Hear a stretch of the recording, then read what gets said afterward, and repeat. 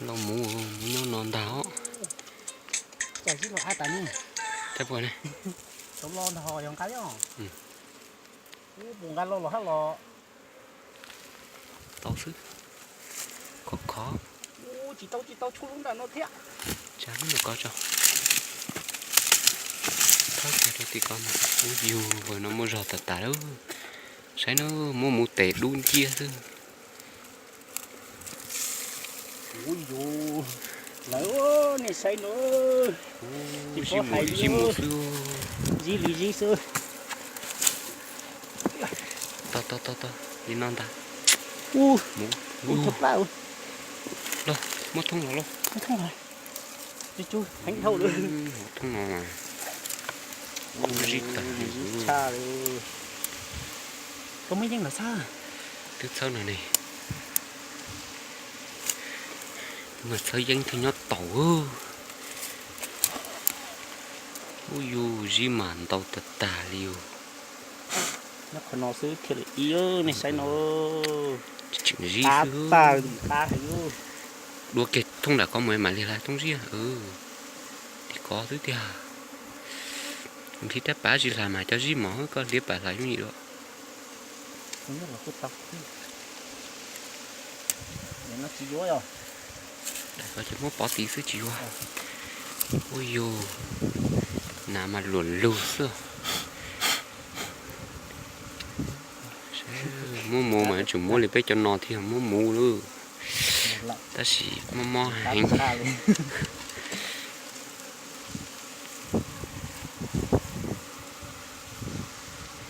Ôi dù gì đuột thế tiểu.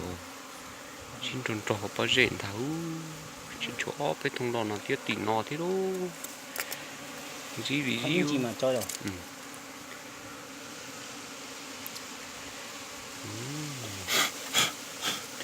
Đây nó sư đi con à. Nó mó rồi. Chỉ luôn nó. Chỉ chạy xuống. Chuyện gì xương ta. Mó rồi xem. Cho nó plá nữa. Nó plá hình chưa? Nó liên tục ở giờ. Chính nhờ cho gì xưa. Rồi à. Cái liều. Bánh cho con tí xí lọt. Cho ai con cho xí lọt. Đâu cơ là nó cũng mà.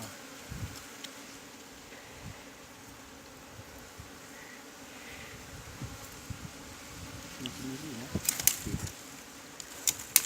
Chúa. Nó đánh kín rồi.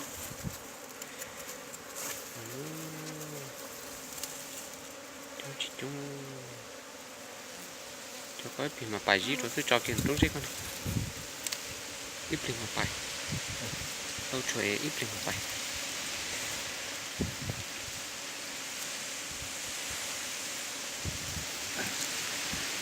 Lúc nào mà giờ muốn xin tao mà bảo lý tao số muốn nào mà đó. Chỉ chuyện gì không ta. Mà mình nhụa nữa.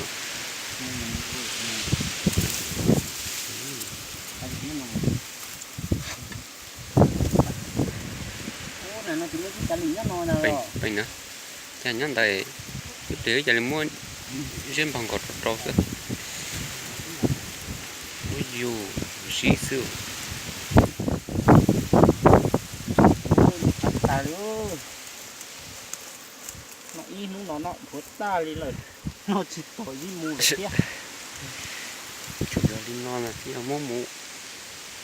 Tiêu bút thông ngọ.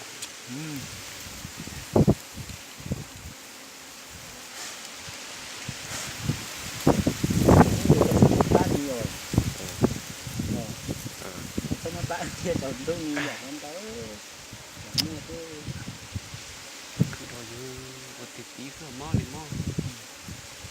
cho nó tiền có tiền mò chuyện gì thọ mò hắn mò lại chạy vậy chừng mò sao không được mấy ra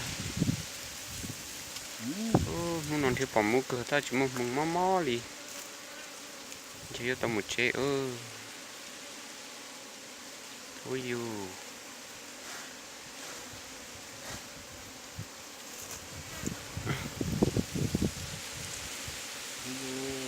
tao điều ta có chói ít chẳng được to đó các bạn này lại kia còn đào đó gì cả nữa nên từ dưới xí mua chè có thể giảm mua gì ta có thể nó ăn táo cô sao tông cú nữa cũng mua gì mua nữa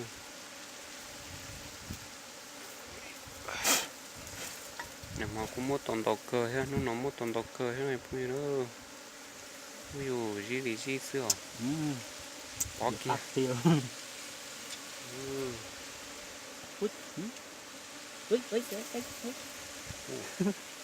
mua giờ nó chùa khởi tụ lao chứ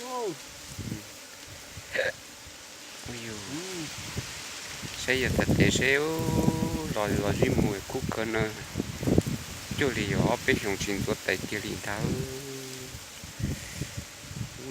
ui gì đó lọ còn cả tôi muốn nó trước mình tung thằng thì xin nó ta tổ lần rồi xí chanh nó gì đó trong mua nó phải cũng sập ta đấy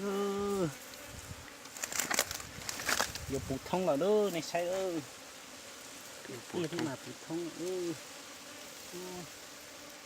không có bông gì mua chỉ lâu kia thôi trên là lo nó rồi lúc khai trên nó đâu người dân chỉ nhỏ là nhưng để xong thiết đó là nhỏ thôi thằng nào gì hay chỉnh tàu cơ thế chỉ đi số ta chỉ giờ chỉ tầm bao nó một táo để kia không nhiều có vào nó nọ để kia có vào bao chơi những cái chỉ phải này mua thiết trong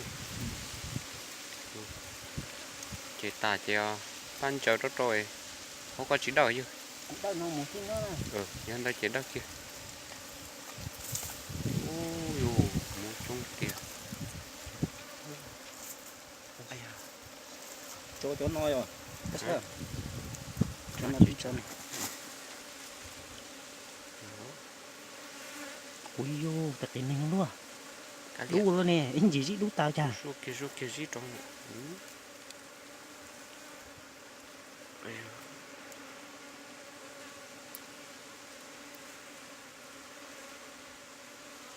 dạ thì chỉ sợ tao của cho bé là xem mùi nó xí nữa bây nữa ta là rồi chị cho tết chờ đó biết sao tiệc cơ một tí tên nọ chị chỉ nhớ đột non đàn nọ đâu Japan để em luôn chơi là luôn đã chị thì nói chị một trâu chị đã lắc nữa kêu ông tàu linh tàu tôi cho tết cho nó mua thịt tiêu mua nhà trong lịch trong à nhiều khó lo to bếp lo su to thì lu hà chơi thì nó thế chỉ cho bé là xem mua linh nó xứ nữa mua xe bé mà sai đùa